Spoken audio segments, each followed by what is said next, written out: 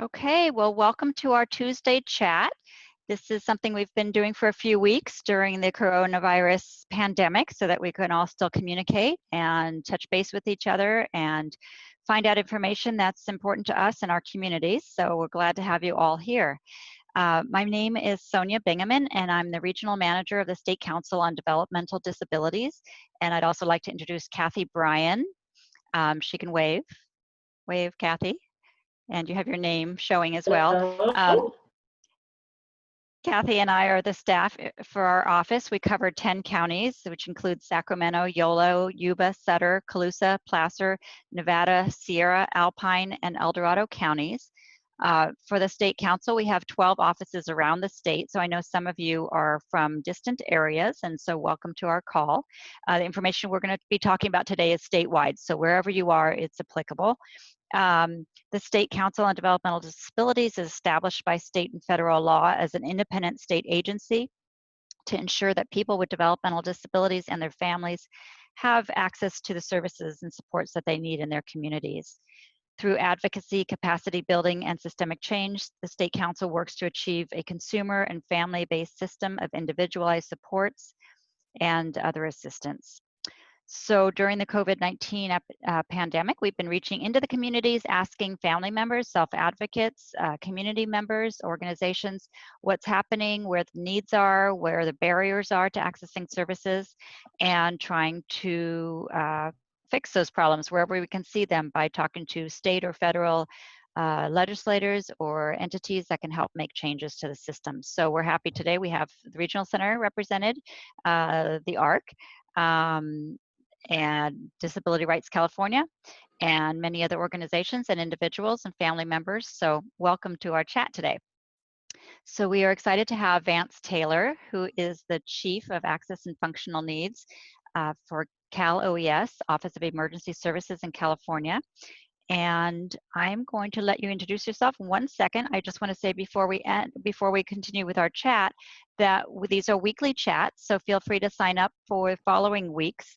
Next week is Carol Wattillo. She runs one of our community-based day programs, and she'll have some self-advocates with her and maybe some of her staff. So we hope that all of you can join us on that call. All right, Vance, I am going to let you introduce yourself and say a little bit about you and what you do statewide. Sure, thanks, Sonia. Thanks for having me on the program. I'm glad you're doing these discussions every week. I think particularly now it's important that people really have an opportunity to not just interact, but to have a meaningful exchange. And I think this type of a dialogue accomplishes both of those things. So yeah, I'm looking forward to a good discussion. By way of background, let me just say that I'm a California native. I grew up here, but I went out of state for college, came back, lived here for a year, and then I moved out to Washington, D.C. For what was supposed to be a 3-month internship. And I blinked, and 13 years had passed, and I was still in D.C. Along the way, I had gotten married, had 2 kids. It was like 4 jobs later. We had a mortgage, and I just thought that I was going to be an East Coaster. What I did on Capitol Hill and when I was in the private sector all had to do with Homeland Security and emergency management. And one of the things that I specifically looked at was this recognition that when it comes to Homeland Security, you know, we thought about like guns, guards, and gates. And then Hurricane Katrina happened. And we realized that no matter how much money you invest or how well you prepare, ultimately, something like a hurricane is going to happen. And so you have to be prepared for the consequence of a disaster or crisis. It's less about what actually caused the emergency and more about how you deal with that emergency. And when it comes to the way that we as a nation have dealt with emergencies and emergency response, there was this glaring reality. And I saw it when I was on Capitol Hill, and I saw it was when I was in the private sector, that the way that we have policies and legislation and response plans in place, historically speaking, those policies and those bills and those laws and those plans were not very inclusive when it came to people with disabilities, right? They didn't really have a lot of considerations for older adults or people with chronic conditions or IDD. And so what you would see is that anytime there's a major disaster, those individuals, people that had an access or a functional need, were always disproportionately impacted. If you look at deaths, take Katrina, for example, 70% of everybody that died had an access or a functional need, right? If you look at economic impact, if you look at human suffering, it's always across the board, people with access or functional needs who suffer the most. And so what I found out is that California, they tried to get ahead of this. And they created the Office of Access and Functional Needs. And the governor placed it within the Office of Emergency Services. And the idea behind the office was, if we can identify what are the issues that people with access and functional needs have, the concerns, right, before, during, and after disaster, then we can integrate those needs into the way we plan, prepare, respond, and recover. And so it started to bridge this gap between the community, who had been really marginalized, and not intentionally either, right? Emergency managers are some of the best people you'll ever meet. Nobody was trying to leave somebody out. But as you're very well aware, we tend to plan things or come at things from our own perspective, from our own lived experience. And the reality is that most emergency managers, you've got a lot of former military, first responders, police officers, not a lot of people with a lived experience in the disability world. And so they would do things like set up a plan that says, if we're going to evacuate this town, we're going to send a bunch of school buses, which is great until somebody in a wheelchair shows up. And then they ask, well, how do I get out? Where's the lift? Where's the ramp? And that's when we would have the issue. And so this office in California, which for many years was led by Richard DeVelder, was trying to get ahead of this. Well, Richard retired, and I got a phone call. At the time, I'm working in DC, living in Virginia, thinking I'm an East Coaster for life. And the governor essentially wanted to know if we'd be willing to move out and take over as chief of the Office of Access and Functional Needs. And recognizing that it wasn't just window dressing, right? That this was a senior level executive position, that there'd be direct interaction with not just the director, but the governor. Knowing that California wanted this to be meaningful, we decided that we would do this.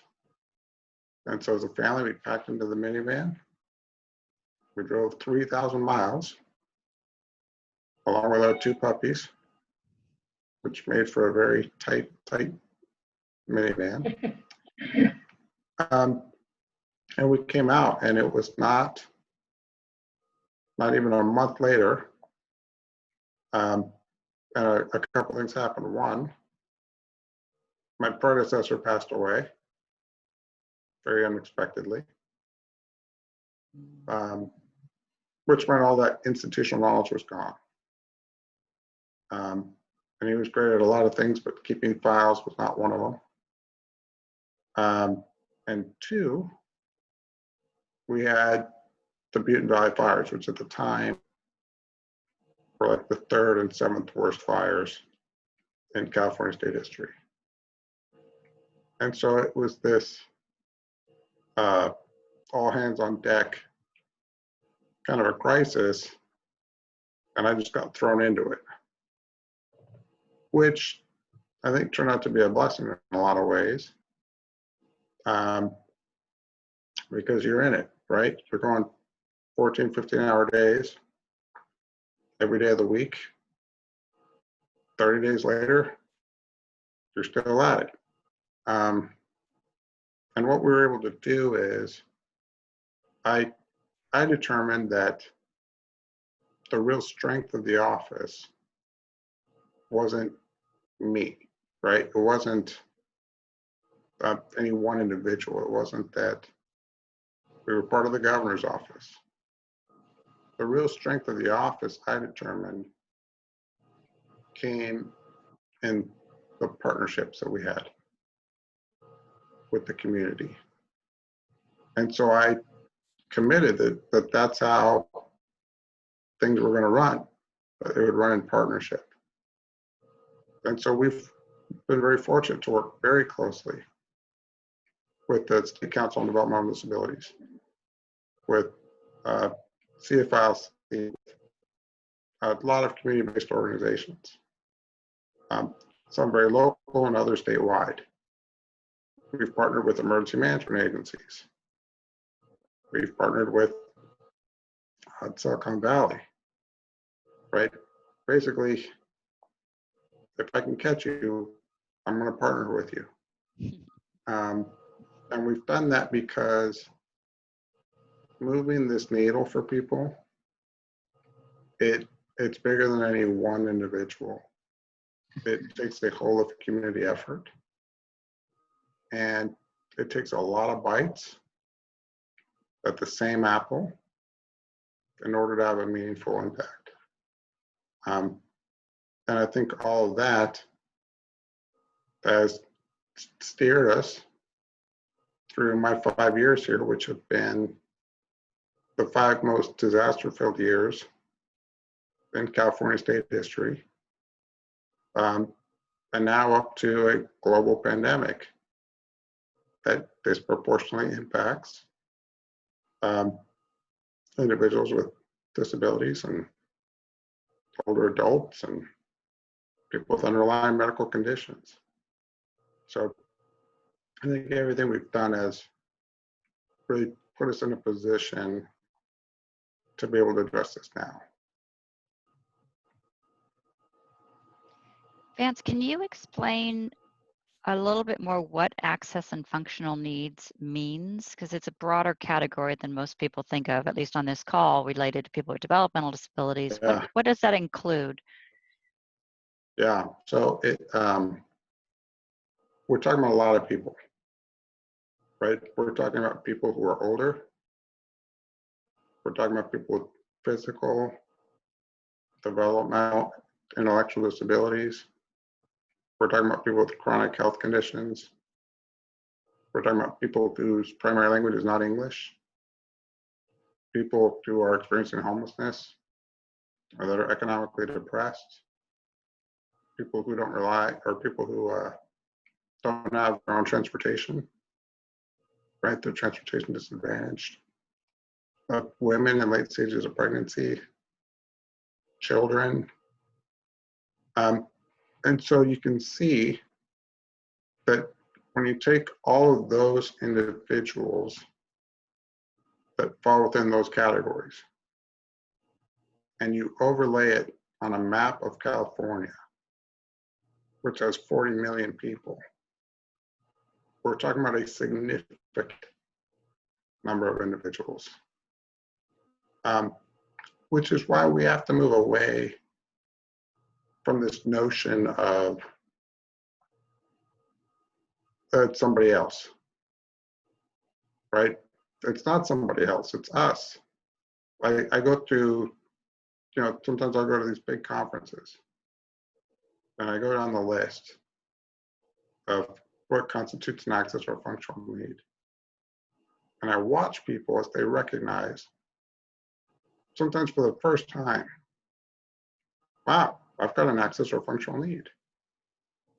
Or my mom, my dad, my son, my daughter, my sibling, the person I care about, my spouse, has an access or functional need. And then you say to them, think about yourself or think about that loved one. And then ask yourself,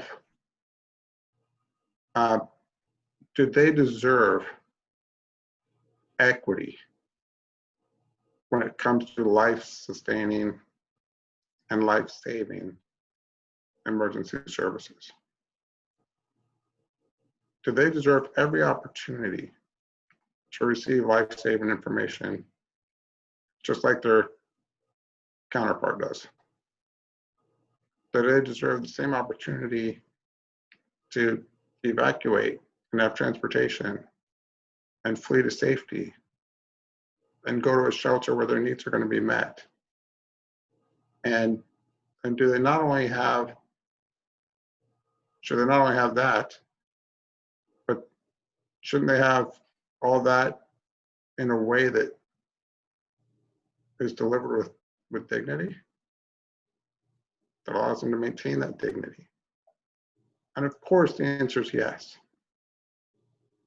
But for most people, they've never thought about it. They've never asked themselves that question, not in a way that's personal. And I think unless you make this personal for people, it's kind of a, we can be an individualistic society sometimes, instead of a, what are we doing for the greater good type of society. And I think this helps us kind of break out of that construct. During the, well, and I just want to say thank you. The access and functionality definition is something I think is such a new concept to most of us. It's not just a term that we already know. So in learning about it over the last few years, you're right, it incorporates so many people, and just there's a narrow group of people who maybe don't fall into that, but at any moment, any of those individuals could end up being in that, in the category of access and functional needs, right? Just by tripping off the curb on the street, all of a sudden they now have an access and functional need. So it's a broad definition, and it's something that we talk about in shelters and how to accommodate everyone's needs, but the needs can be very, very broad. So you are responsible for just about everyone in California, Vance, making sure everyone is safe. So No I want to, pressure. no pressure at all. So along those lines, what have you or your office been doing during this pandemic, which is not something that I've been doing drills about? We talk about floods and fires and earthquakes and small medical emergencies like falling on the street. We've not, or at least I've not been involved with pandemic planning. So what has your office been doing in the last 2 months to address this current pandemic and crisis? Yeah, and this one's big, right? This one is one that impacts everybody. And in terms of a scope or scale, we've never done anything like this, right? And it's one thing to have a plan, and it's another thing to operationalize that plan. You know, with COVID, part of the battle was finding out what's the real threat, right? We didn't know a lot about the disease. As we came to find out, it has a disproportionate impact on people with access and functional needs.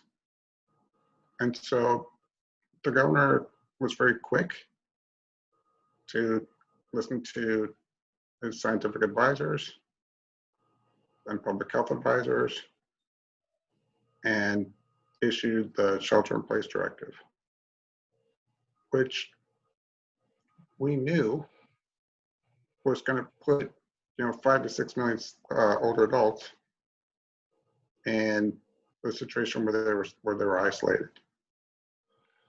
And we knew it was going to put millions of people with disabilities in situations where they're isolated, and in many instances where they didn't have access to their support networks. And that's one of the things that we've, I think, done a much better job of trying to plan or account for, is the fact that people have support networks, right? You can be independent in the community until there's a breakdown in your support network. And then that's a problem, right? I'm fine unless my care attendant doesn't show up. And that's an issue. And so it was, first off, thinking about how do we do wellness checks? I need to do wellness checks in a time when we're supposed to be doing social distancing. And so it was great because the governor set up a volunteer program and asked people not just who would be willing to do a physical wellness check, but who would be willing to reach out online and telephonically, and who would be willing to pick up groceries and deliver them, who would be willing to get medicines, who would be willing to just call and say hello and ensure that mental health was being addressed. And in the first day, over 20,000 people signed up, which I thought was great. I thought that was amazing. At the same time, pushing programs that were neighbors helping neighbors, right? It's that recognition that the most effective of any response is always very local. And so asking neighbors to check on neighbors. Setting up the friendship line, which was it's the first time that's been done. It's a national model that you can just call and just talk to somebody 24/7. Lonely, scared, just pick up the phone. You're bored, pick it up. And also looking at things like testing, right? We've got all these drive-through testing centers, which is great, but we had to ensure that they were accessible, right? That somebody in a wheelchair could physically access the site and also use the service. We also had to make sure people who relied on accessible transportation, like paratransit, weren't going to be discriminated against if they were showing symptoms, that they could still be picked up and taken to those test sites. And so specific guidance and parameters had to be put out to address that. We also had to ensure education, right? That people knew not just what it was, what COVID is, but how do you, what are you supposed to do for it? Wash your hands, social distance, disinfect. And so a ton of materials were developed using very plain language, and the State Council on Developmental Disabilities has been an essential partner in that and an extraordinary leader in putting that information out. And all of this goes not just in one language, right? It's got to go in multiple formats. It's got to go in English and Spanish and other languages. It's got to go in ASL, right? And then you think about messaging as a whole. If you look at the governor's press conferences, there's an ASL interpreter there. And that's important for us because not only are there countless individuals in the state who are deaf and hard of hearing, but seeing that there's an interpreter there reminds us that there are people who receive information differently than we do. And that's important. In a day and an age where we're all somewhat siloed, right? That on Facebook, we kind of befriend whoever thinks like us and feels like us. And then we bounce ideas and reinforce those ideas off one another. And suddenly we feel like we got it figured out. It's important to have a physical reminder of our differences and an appreciation that those differences should be addressed and that those individuals who are different than ourselves should be valued. And then again, taken back to things like equity and dignity. We've got our State Operations Center. The governor sets priorities. And there's usually no more than like 4 or 5 priorities, and then there's a ton of objectives, things that we do to meet those priorities. If you look at the priority list, it's right there. Address access and functional needs.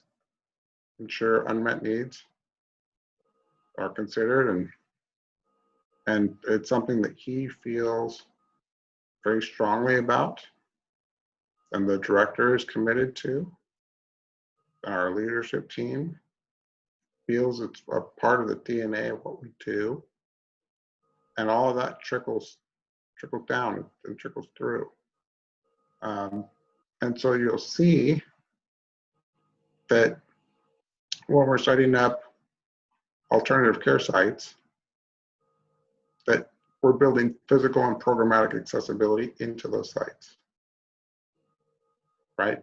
You'll see that on every front that we're working, that accessibility and functionality is embedded in it.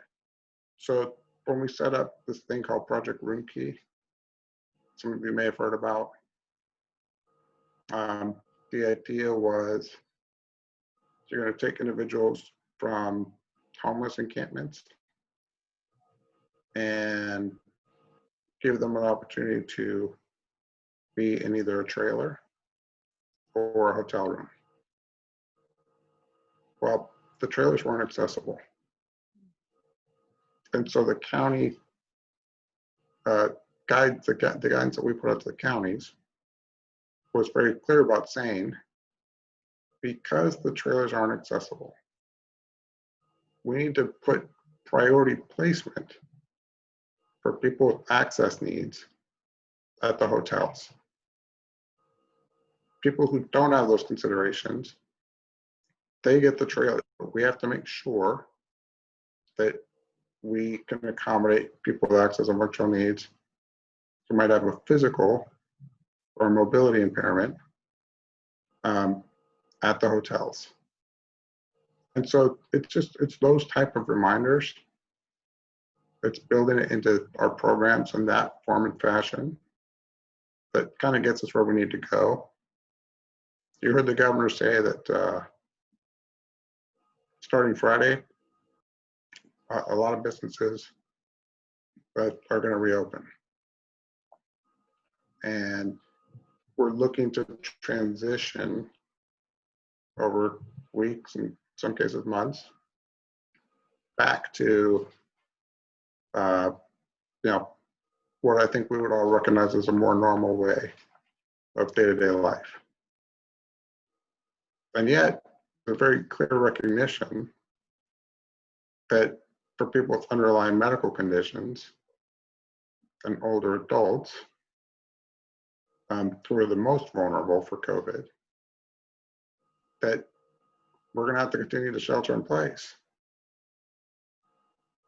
And so part of turning things back on is ensuring that we can do so with established ways to protect individuals who are most vulnerable to COVID.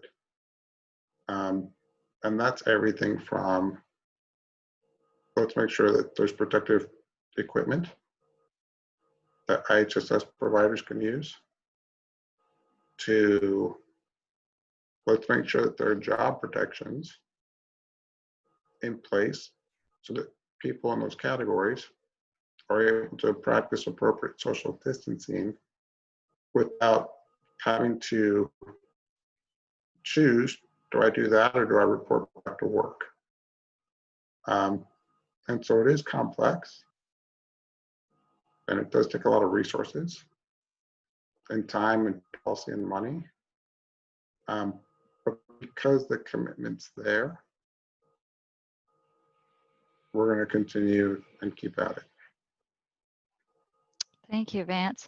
I have more questions about general emergency preparedness, but I want to take, since we're at 10:37 now, I want to go ahead and open it up and see if anyone on the call has questions, and then we can go from there. So just feel free to unmute yourself if you have a question, and go ahead. Vance, this is David Lopez from Alta Regional Center in the Sacramento area. And I had a question regarding your 24/7 friendship line. Do you know where we can access that? It's through the Department of Aging. And if you just Google California Friendship Line, it should pop up. Thank you so much. If it doesn't, for some reason, I can send the number to Sonia. Okay. Maybe Sonia can get it to the group. Sure, absolutely. Thanks. Thank you.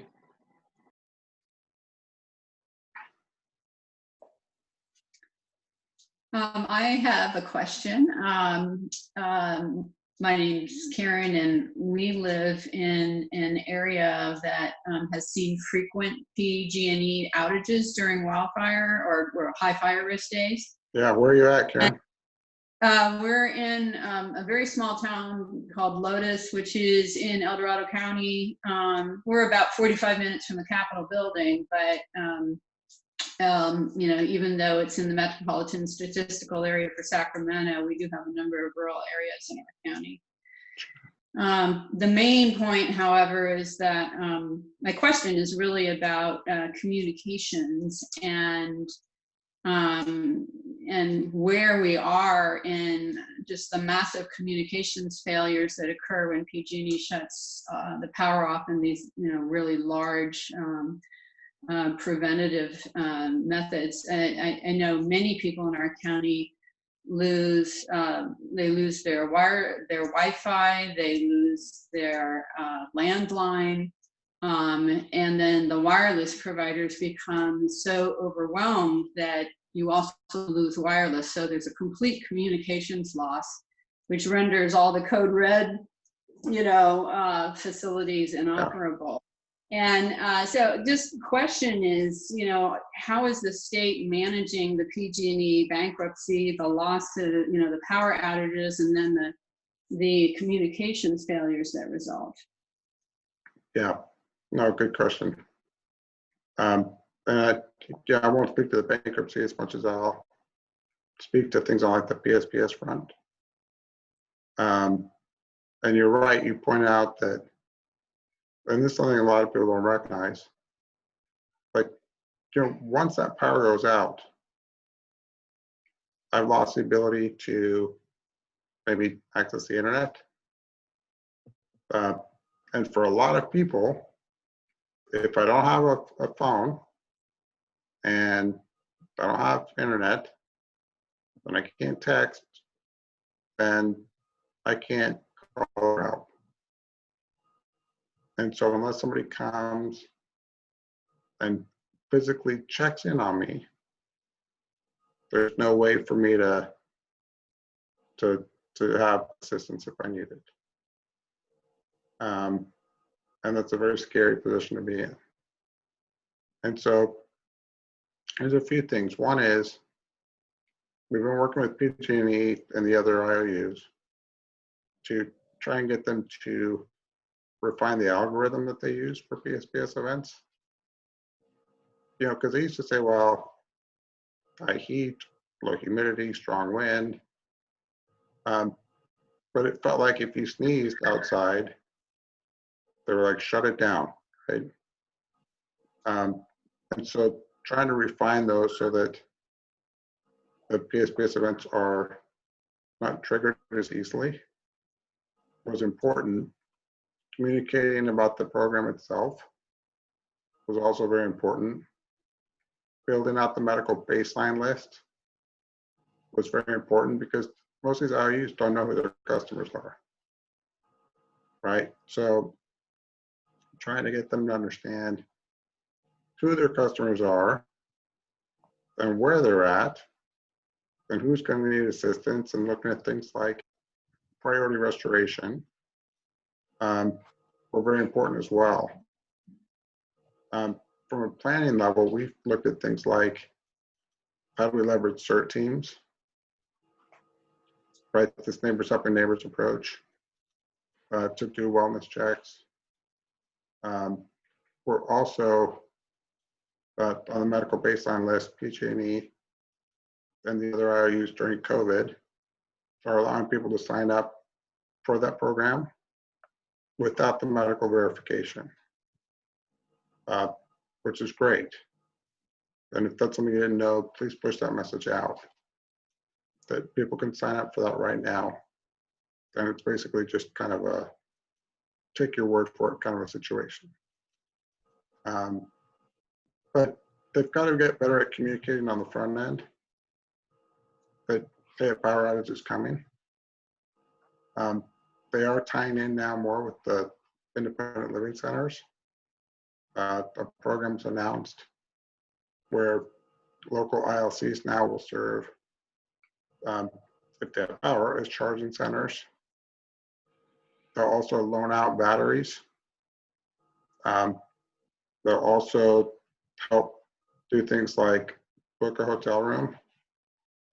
They'll also reimburse for,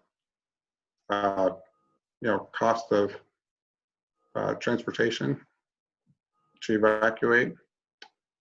The utilities themselves, at least PG&E, I know I just started a presentation yesterday. They've invested more in microgrids, and they're looking to have power restored in a tighter window. So all of that's good, but the bottom line, Karen, when the power goes out, it's not enough, right? So I appreciate their efforts. I appreciate the investment, but the reality is that more is needed.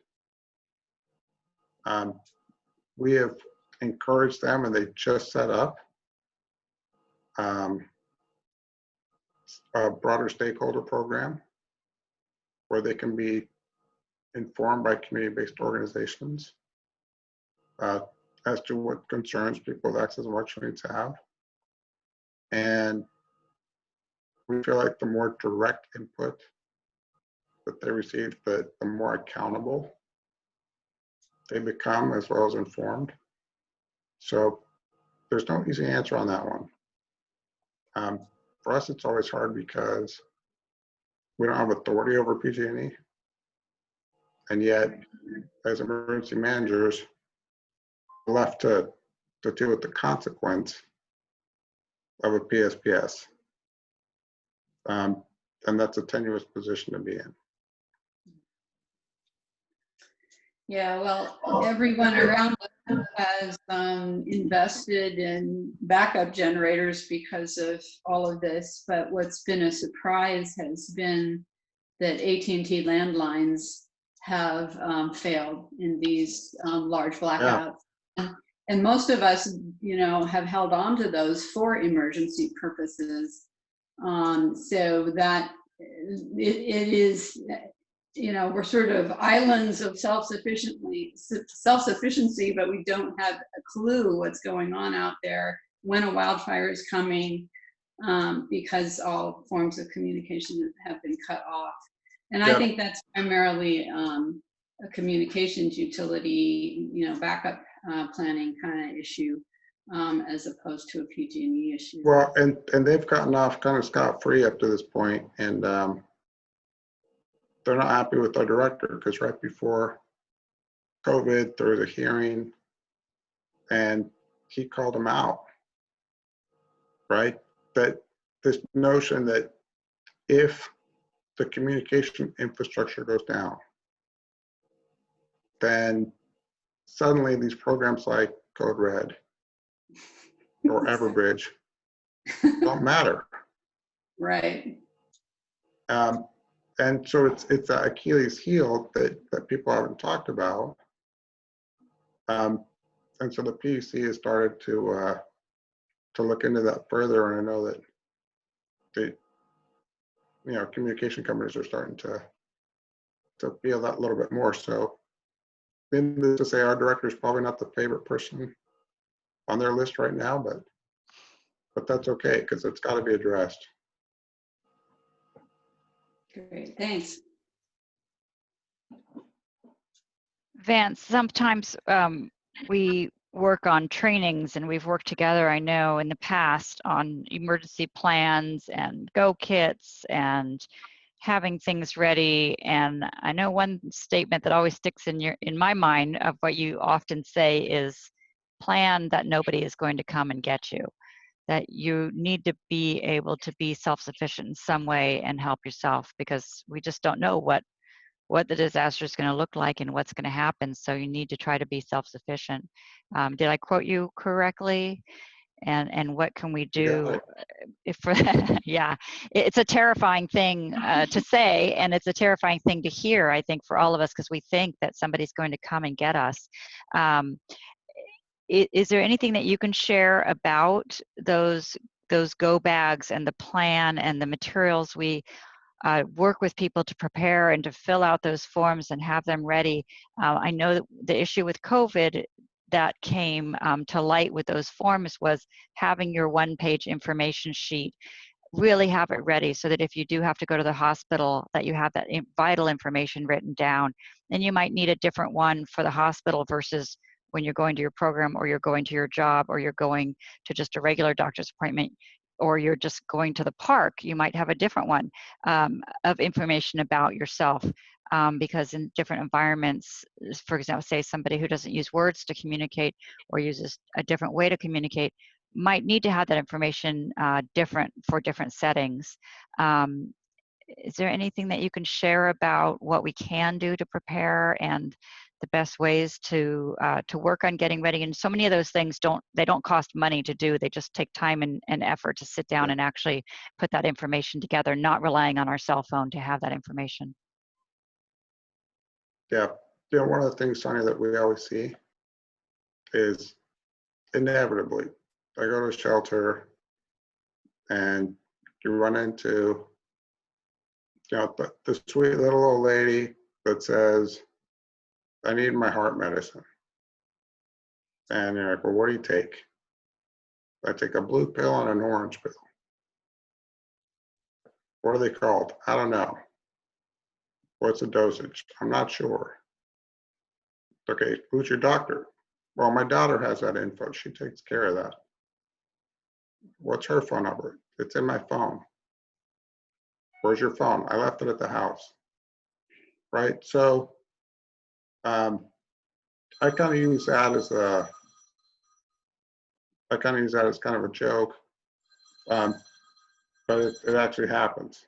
Yeah. And so what I tell people is you've got to write it all down. And to your point, it doesn't take money, right? It doesn't cost anything. Write down who your emergency contacts are. Write down who your doctors are. Write down the medicines you take.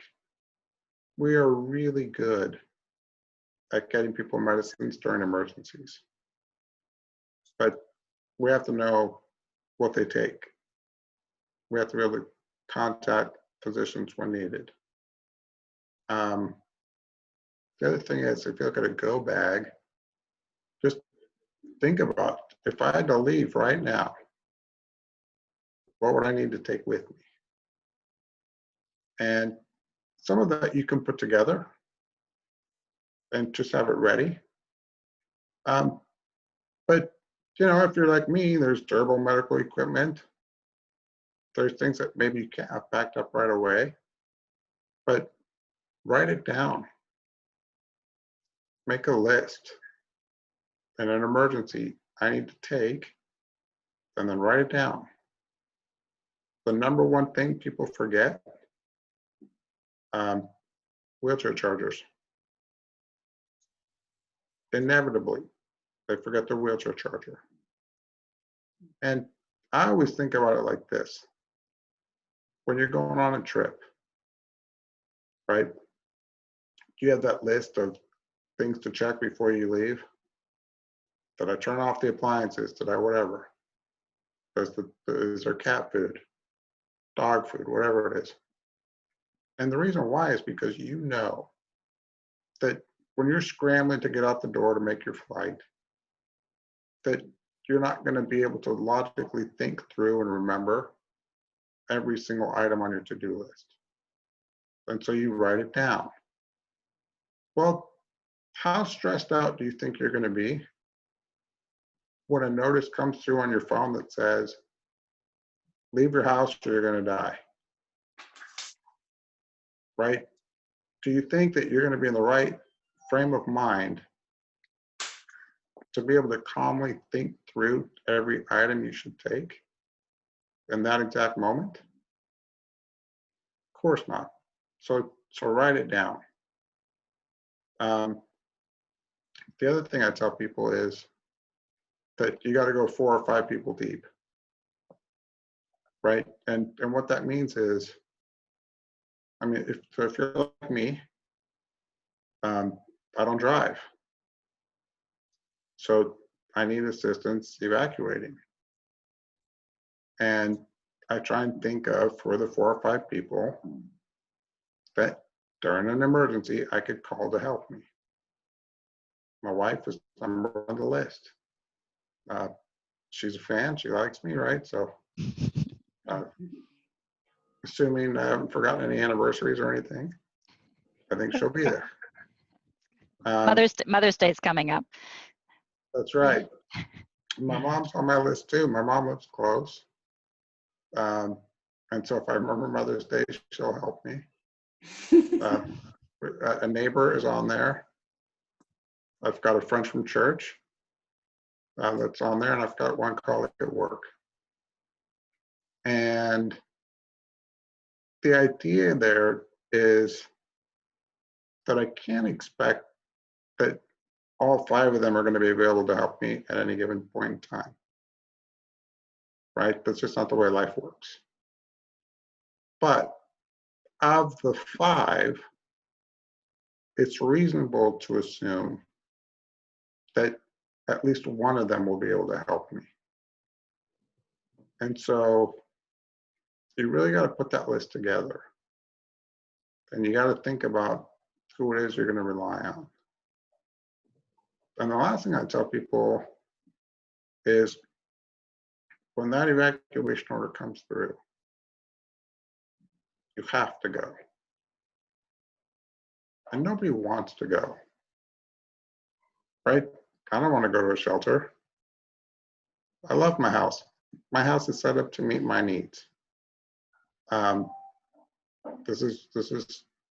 comfortable here. And so the thought of going to a shelter, where they may or may not have everything set up perfectly for me, is not appealing. But the reality is, if my neighbor and I get an emergency notification at the same time, she might be able to wait longer than me, for the simple reason that it's easier for her to get out, right? She can grab a go bag, toss it in the car, drive out of here, she's gone. I got to call a care attendant. We got to start putting my equipment together. We got to load everything up. If I rely on paratransit, I got to wait till the provider can come, right? It takes more time. And it's not fair. And it's not right. But that's the reality of my situation and my circumstance. And so I have to plan to meet that reality, or the notice will come and time will pass and I will inevitably perish or suffer because I wasn't able to go as quickly as I needed to. And I see it every disaster, and it breaks my heart. And so if there's a single message I could share, it's understand your reality and plan for it. And whether it's COVID or whether it's a wildfire or any other type of disaster, preparedness translates. If you're better prepared for one thing, you're better prepared for anything. So, I hope that you share that info with others. I'm a firm believer that once we're aware of something, once we have information, we have a responsibility to share it with others. The governor likes to say that we never stand taller than when we kneel down to lift another. I'm a big believer in that. I feel like that's the greatest thing we can do. And in our community in particular, if we don't support one another, if we don't empower one another, then we just can't rely on anyone else. And so I appreciate the opportunity, Sonia, to have the conversation and just to spend a little bit of time with everybody this morning. Thank you. Well, thank you all for joining us. We want to respect your time, so we will end at 11. Again, if anyone needs translation of this meeting, please send me an email. We will reach out to Anna to facilitate that. And I will also email you out a little survey. So if you'd be welcome, it's just going to be in an email, some questions, just reply to the email. And I will also include some links to some really good online one-pager locations where there are one-page information documents that you can fill in. We also have one that a local parent adapted that I can share. So I'll share those out with you, and please, tell your neighbor, you have elderly neighbors or neighbors with any sort of access and functional needs, encourage all of them to be prepared for anything, because now we have a couple months to get ready for fire season, right, Vance? And we've already started seeing emails from PG&E and them reaching out to all of us and saying, you know, how can we reach out to the community? How can we reach out to everyone who speaks a different language and lives in different areas? And they're trying. So we want to help them to reach people, and we want to help make sure that people are ready and aware of what's happening. So we want to stay safe right now in COVID, but then we also want to be always preparing for what might come next, that we know does come in California. And I did post the medical baseline, the name of the medical baseline program that Vance mentioned. So please, this is a great time to go ahead and get that done. You can do it online, and work on those one-pagers with your family. Now, it's not only for people with access and functional needs. We all need to have it. Many of us are on medications, or we have doctors that we need to remember who they are. So it's important for all of us to get ready. Every single person in your family has different needs. So that's our message for today, is to take this time where we are sheltering at home and get ready for any sort of emergency that could happen. If you have additional questions for Vance, feel free to email them to me. I can forward them. Or Vance, are you willing to share your direct email? Does that work for you? Yeah, I'm easy to find. I'm very easy to find online, or just Vance.Taylor at CalOES.ca.gov. Okay, and we'll include that as well. Kathy's typing it right now, but we'll include that in the email as well if you have questions following today. But thank you all for joining us. Again, next week is Carol Wattillo with Progressive Employment Concepts, and she'll be talking about how her staff have been continuing to work every single day supporting the folks that they had been supporting in the community in all sorts of creative ways. Other programs have been doing amazing things to continue to reach out, have that be that human touch that's reaching out and calling every day, or Skyping, or texting, or Zooming with each person. And in some cases, actually, program staff have been filling in for ILS staff who couldn't make it, and actually going into homes and helping people out who otherwise would have been in program all day. So it's some exciting things going on, and we look forward to talking to Carol next week. Thank you again, Vance, for your time and for all you're doing to keep Californians safe. And Yeah. Hey, Sonia, real Yep. quick, it's just, I saw that Kathy posted my address. It's mhm. Vance.Taylor. Right, Vance? It's Vance.Taylor at CalOES. Oh, okay. Let me retype it. Thank you. Thanks, Vance. All right, everybody. Thank you. All right. Thank you all. Have a great day, and thanks for joining us. Bye-bye.